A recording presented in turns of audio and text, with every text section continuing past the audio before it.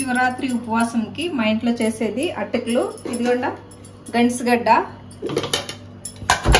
తీపట్టుకులు, కారం అటుకులు, ఫ్రూట్స్.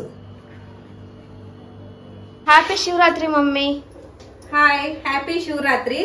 రాండా మా శివరాత్రి స్పెషల్ చూపెడతాను. మార్నింగ్ నుండి ఉపవాసం ఉండాము. ఈవినింగ్ కి ఉపవాసం వదిలేసిన తర్వాత తినేకి ఇదిగోండ అటుకుల్ని దీంట్లో అర్ధం కారం చేస్తాను, అర్ధం తీపట్టుకులు. ఇదిగోండ బెల్లం నానపెట్టుకోండాను. నాటి బెల్లం కాబట్టి నల్లగా కనిపిస్తుంది. ఇదిగోండ ఇక్కడ శనగగింజలు వేసుకుంటా ఉండాను. శనగగింజలు కొద్దిగా కారం అటుకులకి వేస్తాను, ఇంకొద్దిగా స్వీట్ లోకి వేసుకుంటాము. ఇదిగోండ ఇక్కడ గంటగా ఉడికి పెడతా ఉండాను. ఇదో బెల్లం కరిగింది. ఇప్పుడు ఫిల్టర్ చేసుకుంటాము. అటుకులు ఇదో ఒక 3 సార్లు కడిగి పెట్టిండాను. దీంట్లోకి కొంచెం బెల్లం వేసుకుంటాం, బెల్లం నీళ్లు.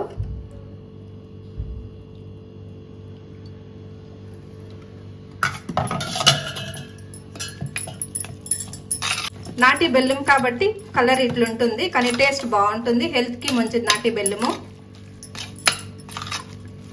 ఇది ఇంకా కొంచెం ఊరుతుంది. కారం అటుకలకి శనగగింజలు, ఉద్దిబేళ్లు, శనగబేళ్లు, పచ్చిమిర్చి, కరివేపాకు, కొత్తిమీర, కొద్దిగా నూనె,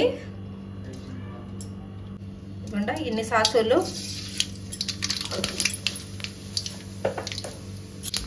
సాసులు చిట్లింది. శనగగింజలు,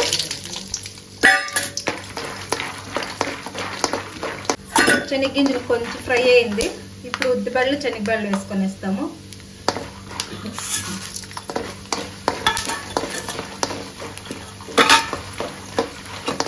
ఇప్పుడు వేగింది. ఇప్పుడు చిల్లీను, కరివేపాకు వేసుకుంటాము.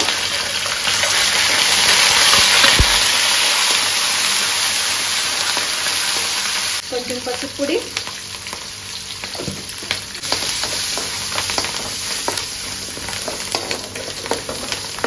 ఉప్పు, అటుకులకు సరిపోయేంత ఉప్పు వేసుకోండి చాలు.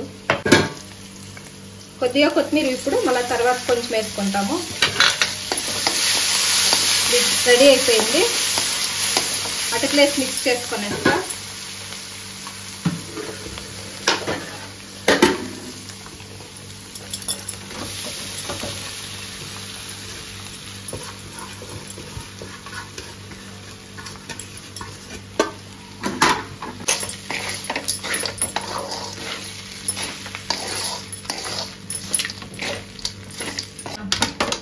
దీంట్లో కావాలంటే సన్నగా కొబ్బరి తురిమేసి వేసుకోవచ్చును, కానీ నేను ఈరోజు వేయలేదు.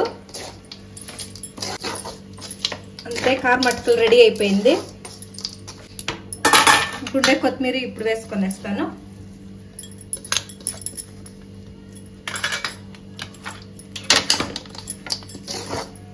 ఇది పట్టుకులకి ఇదో కొంచెం యాలక్కి పౌడర్ వేసుకుంటాము.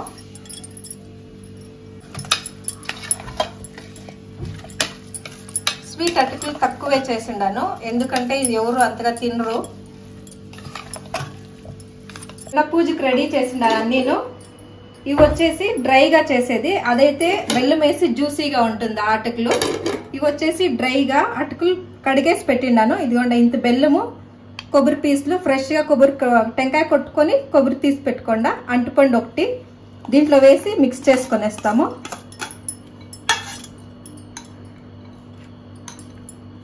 ఈ బెల్లంలో ఉండేదే జ్యూస్ సరిపోతుంది దీనికి.